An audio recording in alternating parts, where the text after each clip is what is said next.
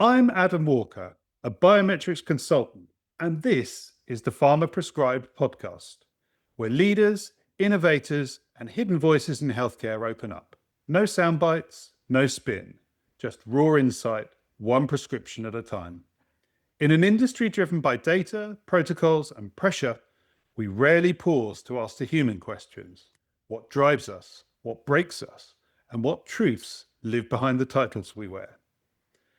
Anders Mortin is a seasoned eClinical professional with over 2 decades of experience in clinical development processes and systems. Known for his strategic vision and leadership, Anders excels in managing cross-functional teams and driving innovative solutions. As a co-founder of the Copenhagen-based pharma consulting firm Triticon, which was established in 2015, he's been instrumental in shaping the company's success. Anders holds a master's degree in engineering physics from Lund University in Sweden and has been a key player in the industry since the early 90s. His extensive background in business, data, and project management has provided a solid foundation for Triticon's diverse services. Anders, welcome to Pharma Prescribed. How are you doing today? I'm doing just fine. Thanks, Adam. Thanks for having me. And thanks for the introduction. Lovely. I especially love the word seasoned. That was a good way of putting it, I think. Seasoned, that means slightly more experienced than your usual common or garden person. Oh, maybe. And maybe a few more cultured lines on our worry lines. But it's great Maybe to see you today. It's great to see you today. You look very well. I think you're just on the back of returning from your summer holidays. Is that right? I am indeed. Yes, absolutely right. That's been great. But now I'm back to work again and looking forward to the next break off, right? Exactly. It's downhill all the way to Christmas. So why don't we start by you sharing exactly what brought you into the industry in the first place? Yeah, absolutely. I think as for many others into the data management eClinical space by accident, I think is the overarching headline for that, right? You mentioned Lund University. I was studying in the early 90s. I was also doing some team sports at the time. And one evening after training, one of my friends asked me if anyone could come and help out at his work the next day. And I needed some extra money. They needed help. I went there the next day and was put in front of a computer. Something I'd hardly seen at the time. These were early 90s, right? And the task was to do data entry of CRF data, all good paper CRFs, data entry. So that was in fact a CRO. That was my first contact with the business. I continued there for quite a few years, and with the exception of a small escape into physics and laser optics for a month, I thought I had to try that. Unfortunately, I was laid off after a month, and then I returned back to this business again and been there ever since. That's brilliant. That's brilliant. And thank you for sharing that. And of course, you're in Copenhagen, and it's a place that's very close to my heart, having worked and lived there for a couple of years myself. What took you to Copenhagen? What was the reason for being there? Yeah, I think that was less accident and more the two usual suspects, right? I'm Swedish by origin. That's my nationality. Of course, Sweden, Denmark, very close to each other. I started to consult across the bridge from Sweden to Copenhagen back in 2000, 2003. And from there, two things, love and work, right? I found some good work over here and I fell in love with a beautiful woman over here as well. And 2013, I moved across. And in 2015, we started Triticon, me and a colleague of mine. That is to say, is based here. That's our main client framework, but we also have contacts and clients, of course, Europe, US as well over the years. Very good. How does it work for you as a Swede in Copenhagen? Dare I ask that? Because I know there is a little bit of friction between the Danes and the Swedes, right? Oh, yeah. There's a very important football game today between Malmö and Copenhagen, right? FCK and Malmö. So, yeah, that's a tough one when it comes to that. And also, I guess maybe for my daughter in school, right? Being half Swedish, half Danish, and luckily I got her on the Swedish Malmö side, right? So she might have a hard day or a good day tomorrow at school. Now it's good. I mean, it's of course there's a lot of things that are so easy and convenient, right? Because language-wise, it's not without complication, but there's some of that is just okay, cool. You can pretty easily get into it, but you should also be aware there are some distinct cultural differences between the two countries as well. But again, close to home, a lot of similarities for sure. Language barrier is lower. It's easy to get into that, getting around. Work-wise, of course, we talk a lot of English in this business all the time anyhow. But of course, it helped also when I started consulting and also, of course, living here, right? You can talk to the neighbors, you can understand signs, you can, read on the packages in the supermarket and all of that. So I think it's fine. Of course, there is a bit of rivalry on the surface and that, but it's to me that's not. I mean, it's not very deep, if you like, right? It's on the surface. It's for the fun of it. It's to tease each other out a bit. So for me, I've always felt very welcome, and I believe you have as well. I know you've been here for quite some time, right? Yeah. Yeah, I mean, I found the Danes to be extremely welcoming, definitely, as much the Swedes, the Norwegians, all the Scandinavians. What I found was interesting, and I didn't really realize this or appreciate it, was quite how different the tax systems were, though, because I had lots of colleagues, lots of Swedish colleagues who were like you were describing, going from Copenhagen back to Malmo every evening on the bridge, either by train or by car, because I don't know, there was maybe 25-30% difference in taxes. Yeah, maybe not. Yeah, first of all, I mean, yeah, the Copenhagen, biggest city, also with currency, and again, a big, when it comes to work, attractive city, meaning that basically the average level of salary and income is just higher in Copenhagen or in Denmark. Yeah, that part of Denmark at least, right? And the cost of living is much lower in Sweden. Really good deal to work in Denmark, live in Sweden. It still is. Currency has changed a bit, but it still is.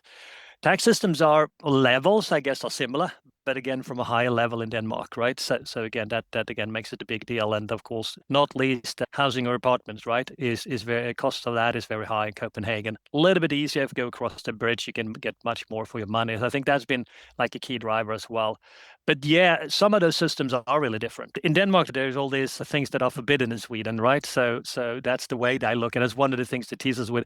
I find the tax system or the owning a house or anything else you need to do to be more complicated, more administrational in Denmark, to be honest. You need a lawyer, right? Or an accountant to sort things out. For a lot of things where in Sweden, you kind of sort that yourself. So definitely some differences, yes. A lot of similarities, but some differences as well. And again, of course, we teach each other a little bit on that for sure. Yeah. Definitely. I mean, the one thing I would say I experienced in common, of course, was that business language is English, thankfully for me, because my Danish and Swedish is about that. But I think culturally, there is a really good alignment around native English speakers. I always found a role, even if it wasn't reviewing CRFs or documents or protocols, it was in validating what was good English. So I would always be the person in the room that would be, what does the native speaker think about this particular language or that particular approach to describing something? So there was always a role for me there. So Yeah, I have nothing but good memories. So moving now on to a little bit more about Triticon. So tell me more about the consulting firm, the kind of work that you do, and perhaps our audience might better understand how they could engage with you. Yeah, sure. We are a consulting company. We're not a CRO normally. We are a consulting company, and we are labeling ourselves as an enablement company, right? We're a small company, but what we try to bring to the table is enablement and knowledge, especially around clinical systems, strategies, implementations, vendor selection. So it's more about how you work, what you use, how you do that, how we can help you with that, help you to be self-sufficient, help you through that temporary journey of, again, revamping your sourcing or scale it to what you need to be, or the next stage of your clinical systems landscape and so on. We do that by consulting with our, of course, acquired or accumulated knowledge and experience in a series of different frameworks that we have established and now gradually putting out on a more online self-use platform, as well as part of our offerings, what we call Triticon Knowledge World. But again, generally, primarily we work in that space of developing your company or your team or yourself, say head of data management or whatever it might be, to take you from A to B. Idea being, we help you through that. We enable you to move on from there yourselves. And the idea is, as strangely to sound, that after that you shouldn't need it anymore for that specific thing, and then maybe for something else, right? But not that. So that's our space, clinical systems primarily. And again, primarily about taking you from A to B to the next stage where you need to be. Yeah. So are you particularly wedded to any systems? I mean, presumably over the many years you've worked with many, and you have an opinion about what's good and what's not so good? Yeah, absolutely. I mean, our background for both myself and my colleagues, most subcontractors we work with, the core to some extent is clinical data. So, of course, systems primarily circling around that is our core area of expertise. EDC, ePro, computing environments, the whole setup and architecture of that, what do you bring in-house, what do you source trial by trial, that whole framework. And yes, also which systems are good is a challenging word. It's difficult because good is all is that is what's the right thing for you. So maybe what is the right system rather than what's the good system is more how we would phrase it. But definitely experience with IoT, with safety and ETMFs and RIM systems and so on as well. But again, the core area is clinical data and everything that goes with it. Yeah. And are you seeing trends at the moment? I mean, I'm not going to just drop the AI bomb into the conversation straight away, but are you seeing trends in the way that companies are outsourcing and working through their vendors at the moment? Are there particular patterns that you're identifying? I think, yeah, we can go to AI path as well. Of course, people are trying to get hold of that one in different ways. I think that the number one, I'll give you one trend and one static thing. So the whole thing of, you can call it systems as a service or partly. I mean, before we had it in our own machines, in our own server rooms and all of that. And of course, gradually that is moving out of the building more and more. I think the game of when do you buy a system and when do you buy a service and which systems do you have is a pretty static one. It's more around how companies evolve and where they are on that journey, what type of company they are, what's right for you. So I don't think I don't see a big trend in all of that, even if we move the machines to the cloud instead of our own server room. But the main trend I would say that's real and it's here and that I think will continue to accelerate is open source, right? Especially maybe in the programming space where we see R and Python making big cuts into the way we work, not only because it's open source and quote unquote free, but it just moves faster in terms of capabilities. So that's where I would say it actually say change. You not only shift for what's the latest and greatest for the same thing. To me, that is a slightly different beast as well, right? So that's something we're quite into at the moment. So there I would see definitely that's a trend and I think a significant change and a change that is already coming and that will have impact, already have and will continue to have with quick growth. I think AI, of course, right? It's a bit, it's a longer journey. It's a slower uptake, right? It has so many other considerations to it. If we're talking about the level after, oh, cool, yeah, it will of course help me improve my data management plan writing. It will help me with producing some code for SAS or R or whatever it is, for some stuff I want to do that I just can't do myself or make it more efficient. That is a proxy AI one way and very beneficial of that. Before we get to actual states where AI, quote unquote, independently do some other stuff, there are so many kind of considerations that are not maybe not technical that we need to get kind of sorted first. I think that's a much longer journey. Yeah, I mean, you made a couple of really interesting points there around open source, particularly that piqued my interest. Many clients that I've worked with in the past were historically very nervous about open source by very nature of the fact that it was relatively unvalidated, could be pulled at any time, couldn't necessarily be protected, the code, and it was open. And by that very nature, that would imply that perhaps the data was not necessarily secure. Has that been your historic experience, or is that a fair assessment? I think that it's a fair concern when it comes to primarily if we differentiate a little bit here without too much into this, but to me there's a clear difference between if we talk about quote unquote systems, right? So I would say EDC, right? That's a system. If you're going open source there, and there are some great open source tools, but you get a whole host of challenges in terms of, say, validation, hosting, consistency, long-term availability, and security, right? Because that's something you bring in, and again, it's much more complicated functionality that now it's not under your control. You can't contract on it, you can't have a vendor commit to it, and so on, right? So of course, you get a lot of burden of the validation and maintenance, hosting, stuff like that, controlling that yourself. And that is, I think, is for sure a risk, and again, not least an overhead, right? When we compare that to things like R, that is more independent, right? Of course, you need an R engine to run it. That is fairly consistent and fairly, you could say, secure at the moment. That will continue to be there. And from there, it's packages, which is small units in doing a piece of work for you, right? So small procedures that are pre-written and you write code. Now that goes into the program framework. It's not the system as such, right? It's just a different way of getting this TLF or whatever it is produced, which is an much easier framework to handle open source pieces in. You get this package in, you validate it, you got it. It's under your control, you know how it works, and it will not change without you being able to control that, just like that. You're not dependent on it being updated to the latest and greatest regulatory requirements tomorrow as a complex GDC system, because it does what it does, and if you can use it for the next trial, you can use it for the next trial. You're good.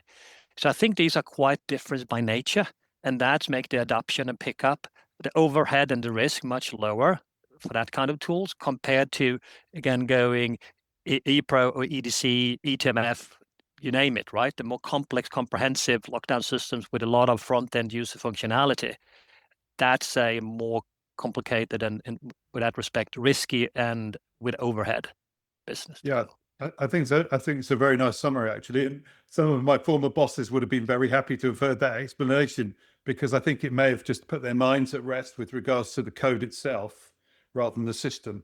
And that was, I think, where you were with that. So coming back to the implementation of AI, many of these off-the-shelf EDC, ePro systems are bringing this into the lexicon. They're certainly branding themselves as AI houses, AI tools. What do you think about it? I think they kind of in a way have to, right? They all need to be there. What will fly and what will not in the end, we'll see. But you could say it's a starting point. Everyone needs to be there. We're running this on Zoom at the moment, and I got this AI icon flashing at me here all the time at the top, right?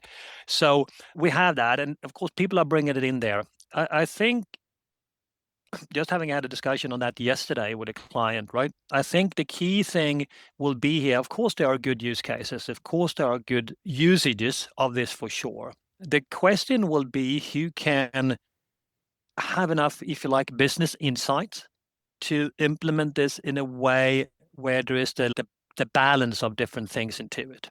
There are certain areas where you can say, okay, cool, it's a good 20-80 ratio, right? It will help me for a little effort to do something that is good enough for me to bring on or for what I need right now. Some other cases it's not. Other typical pitfalls I see in this space is it gets too much techy with the wrong assumptions. So assuming far too much on how equivalent or equal in structured clinical trials are. What is different and what is the same?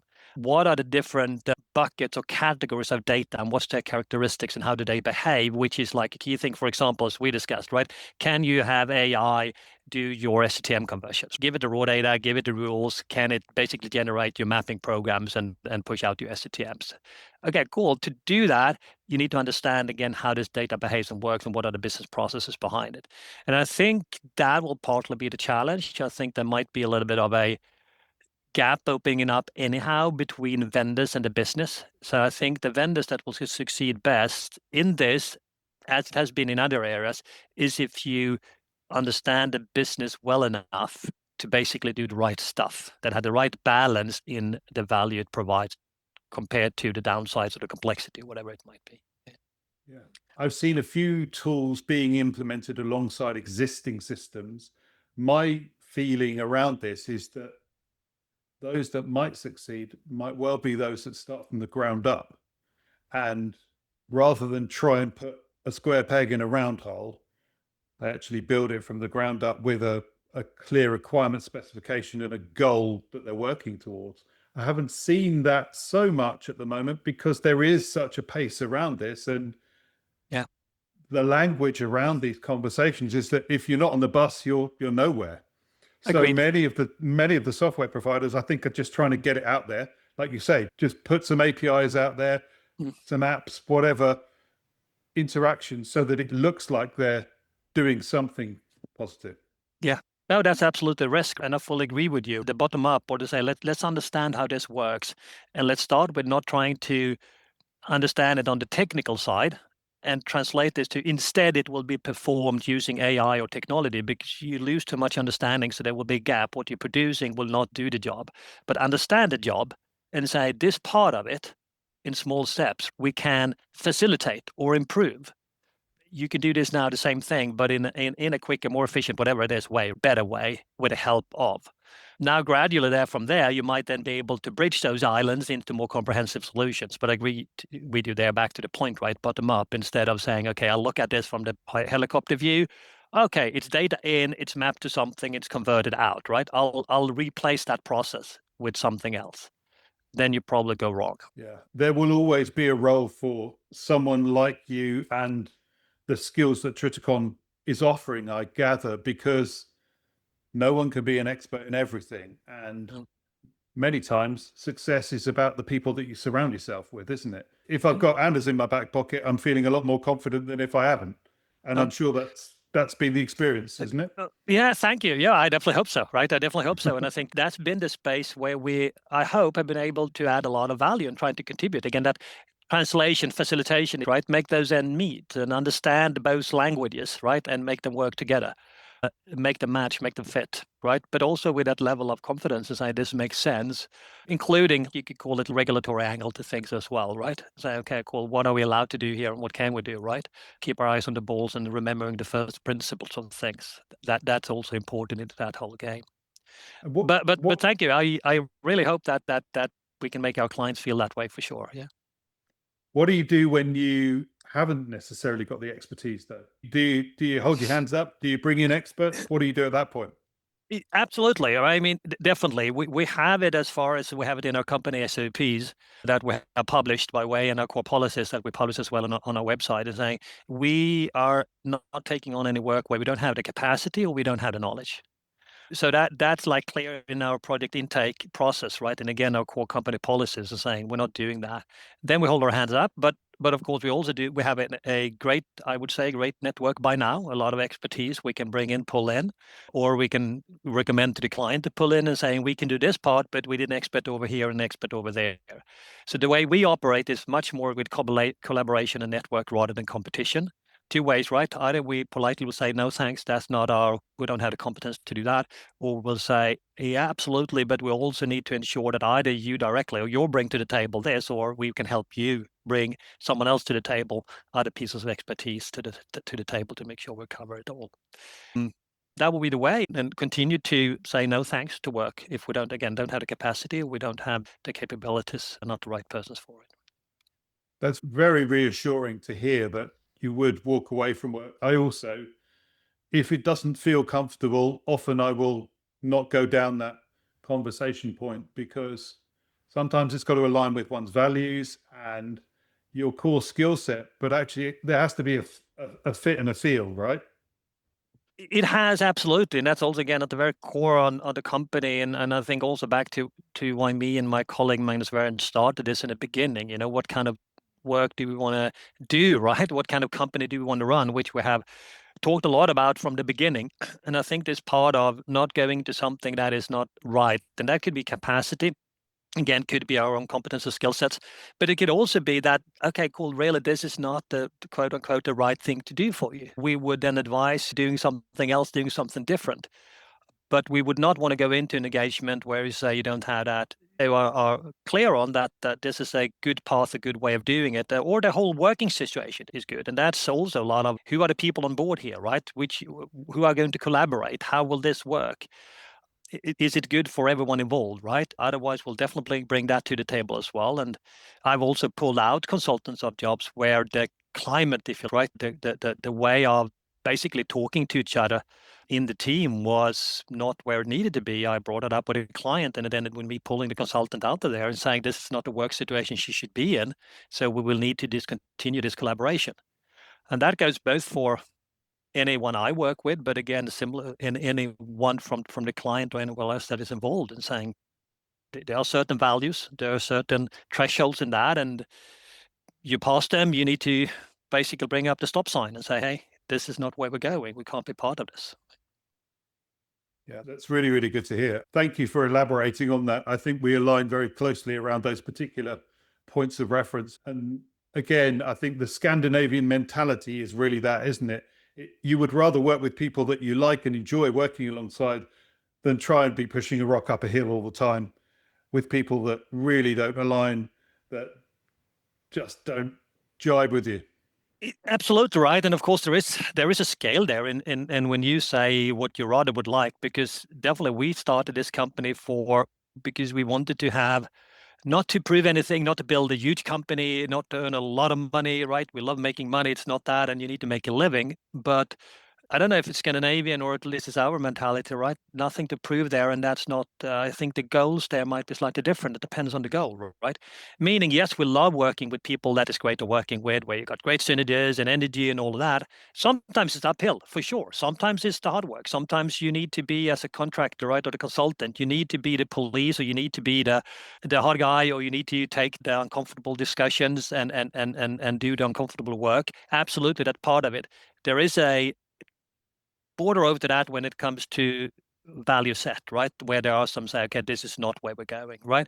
You want me to take this? Do you want me to play the police role here? Do you want me to be the troublesome guy that brings up all the problems and things that are getting in the way for this great fancy stuff you want to do? Absolutely, that can be our role, and sometimes it should be. But again, when it comes to value sets on the foundational level, there definitely are some red lines to say, okay, cool, that's we're not stepping over those, staying on this side. Something you mentioned earlier was around writing SOPs and sharing them and putting them out in the public domain. That really piqued interest in me when you said that. I'd love to hear your rationale behind that, but also how that's played out for you Mm. throughout your business with Triticon. Yeah. So I said we do publish a couple of different categories, right? So what we have done, we've published on our website our company policies and our SOPs. That's like just for everyone to know and for any potential clients to know. If you are a 1, 2, 3 man consultant company, or you're thinking about starting your own and you're missing the basic policies and SOPs, feel free to go to our website, download them, write us, and you get the Word version, and you can adapt as the way you want. There's some very basic stuff that we feel you need as a contractor. Most might not have anything. We have some. We have policies, foundational policies, including ethics and things like that. We have a project intake process, as I mentioning, including gates and checking that, do we have capacity? Do we have knowledge? If we don't tick that box in this project, we'll say no, thank you, so on. So bringing a little bit of structure to that and putting our what you call doing as we claim, if you like, by doing both policies and SOPs and putting them up there. So that is one kind of set and one package for how we run the company, and here we are.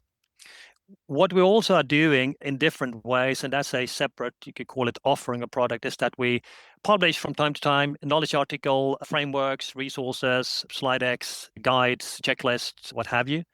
And we have just now before the summer, unofficially, a little bit maybe by today, then now it's officially released what we call Triticon Knowledge World, which is an online self-service platform, which is partly, you could say, courses.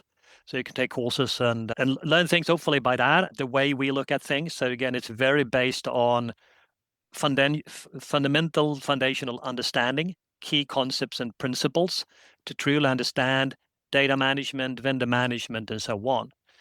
As part of that, we also add free resources. So if you buy onto this, you get a lot of the material as part of the package. And we also publish some of these materials, like, again, what we call frameworks, right? Basics approach to things like vendor management and biometrics. How would you approach that? How will you do that? So those we publish some of these kind of things for free every now and then, also on our website and on this Knowledge World platform. How has that panned out? Hopefully it brings to our two things, right? Trustworthiness as a company. If we have this open, right, we kind of, that's a bit of a commitment, right? Saying if we have it on a website published to everyone, we better follow it, I guess, right? That like one thing to it, but also that we're open and transparent about it. It holds ourselves up to it. When it comes to the other part, I wouldn't say, of course, we don't make money by publishing for free, right? Okay, cool. Here's a framework you can use. But I hope it builds on our brand and our profile, and there's more in life than making money. So that's why we're looking to continue this journey and continues to publish more and more in the combination of paid services and free resources. To be honest with you, and I promise you, I'm being truly honest, right? If I could do it all for free, that would be preferred. I think we should share more knowledge. I don't agree to a lot of the business standard approach being, now we figured out this great way of doing a CRF standard. We don't want to tell anyone, right? That to me is, to be honest with you, again, stupid. I think we should in pharma compete on other on other things, on our products, bringing good value to the patients. So this with methodology, again, for vendor selection or for oversight or whatever it is something we should share more of. We should learn from each other. We should share that. It's so very much for that. And again, if I could fully for free, can we get there one day? That would be great. Yeah. I love that. I love the principle and I love the approach, and I really appreciate you sharing it so clearly around your perspective and that value set that you describe. It sounds like altruism is core to your personal beliefs as well. Is that coming from somewhere deep within? I think it does. Yes, it does. I think it's the same thing in work, and I mean, work and life shouldn't be different, right? They shouldn't be totally different playing fields, right? It's about, to be honest, we're doing good, right? Both in life, home, family, neighbors, but also at work. Do a good piece of work, help people out, getting us all somewhere, right? Absolutely. So that is both in life and work, right? Yeah, that choose good, be good, do good. Why not? Yeah. So absolutely, that to me is same. I'm no.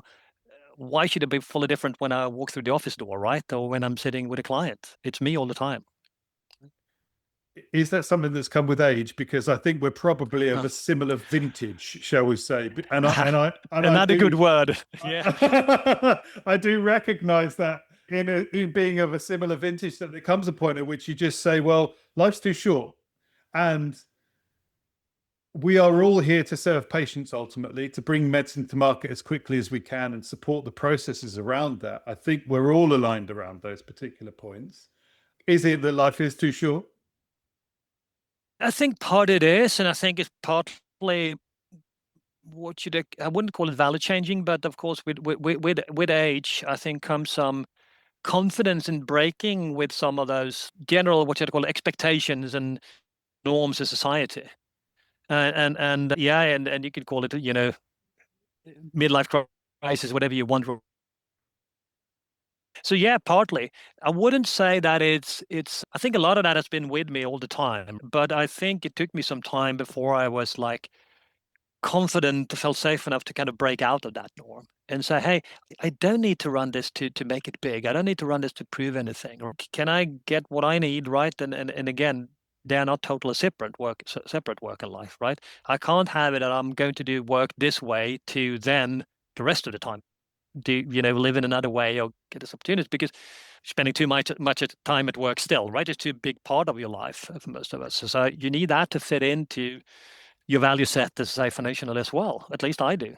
So yeah, it probably comes with vintage, but not maybe the view on it, but the confident, and also of course the capabilities and practical circumstances to be able to move, if you like, in that direction more and more. Yeah.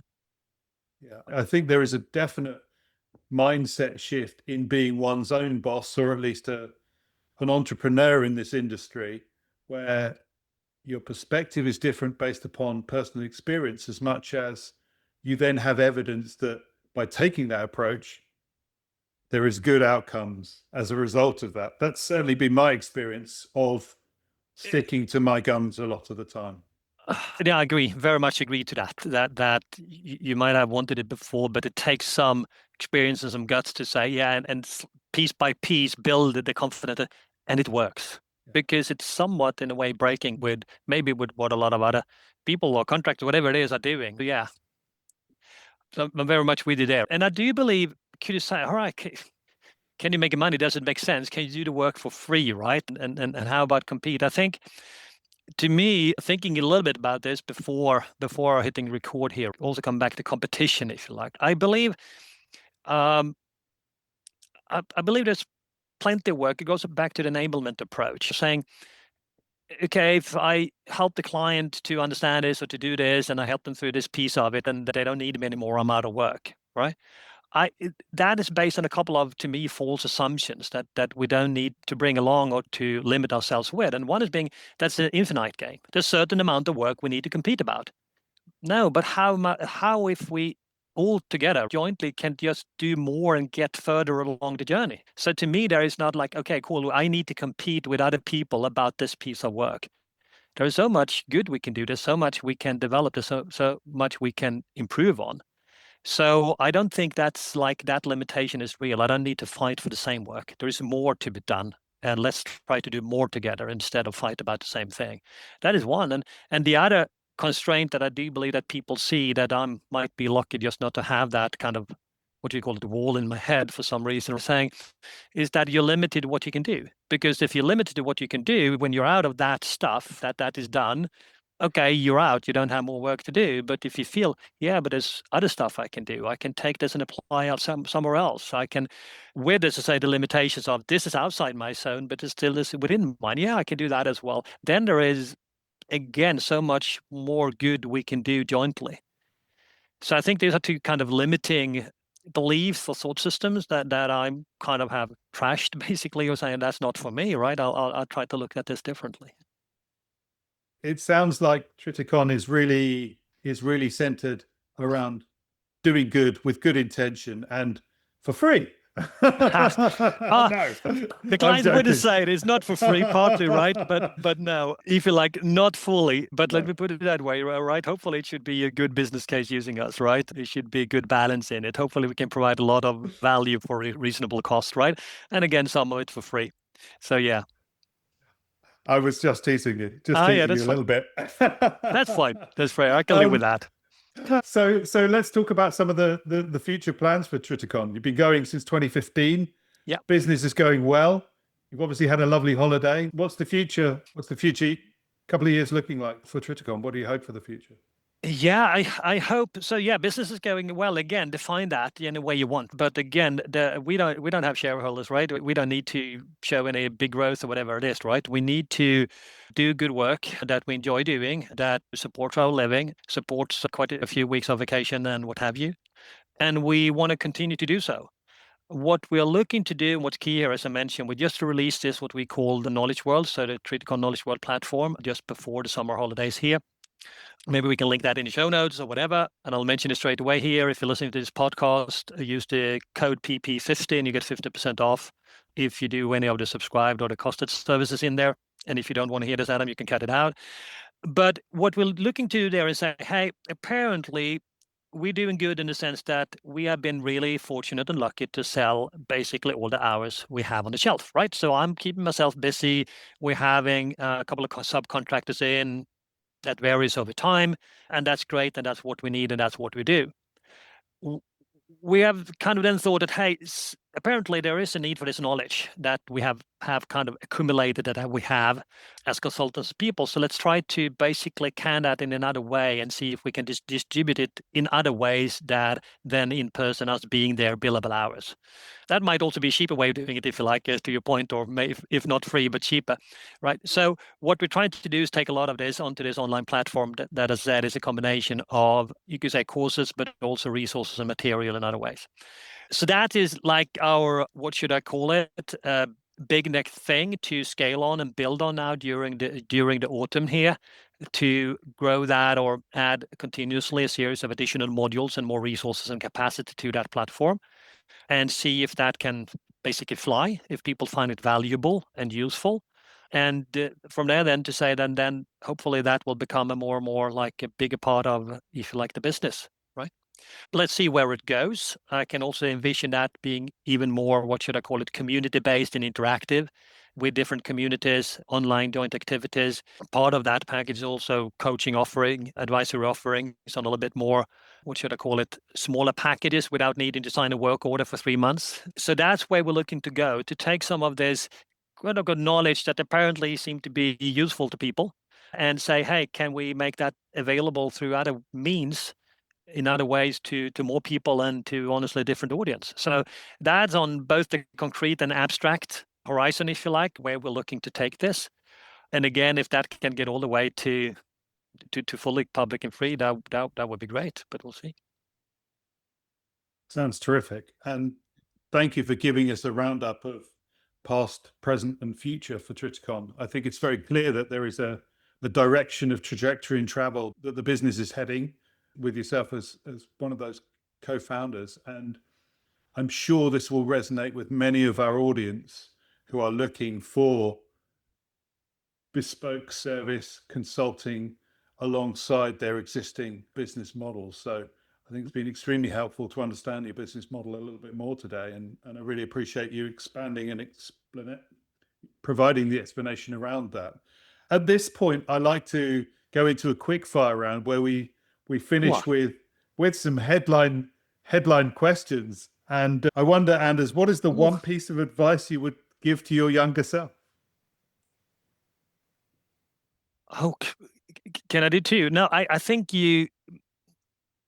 we touched on one of them, right? And when you talked about this, again, does it come with what was the phrase you used, right? But in my blunt Swedish English, right? Age, experience. I think one would be don't be impressed in a way, right? I be humble, but don't be impressed. I think I went into the world and the world of working thinking that people on this level, or people here and there in the business, or in this authority, or people having this company, right? They must be on some other level, right? They must be really good at what they do, and that must be the right way of doing it, or the way it should be done. I've over time found out that that's not necessarily the case, right? Of course, learn. Again, be humble, be curious, all of that, but don't be too impressed from the beginning. That probably would be the first one. If I may add another one, is spend some time with yourself. So coming back to this again, you referred to it, your own journey of right, and your own growth and development, right? There's a time, and again, I got three kids, right? My two oldest boys are over 20, right? And but still young. Is that the time where you start kind of thinking about who you are and you want to be? And that maybe not, right? There's a time for everything, but I've found that immensely helpful and developing over the last 15 years. And I might have wished that I would have started a little bit earlier, maybe, with some of that. Yeah. Started a little bit earlier as a parent, or just no, with not the as a wisdom? parent. Yeah, no, not as a parent necessarily, but with some reflections on myself and who I am and who I want to be, right? And as we talked about before, doing good, and I don't know how you use betterment, right? But again, reflecting on that, reflecting who I am and how I'm behaving. Absolutely. That's brilliant. What are the top 3 qualities you value most when building a team, Anders? It's great that you say 3, right? Because as we haven't talked about, the company name is Triticon, and that for 2 reasons, right? One is that what we're trying to bring together is 3 things, 3 tiers. That's the source of the company name, if you like. So that is some fundamental product management we need to get from A to B. So we need some structure and order in things, how to get there.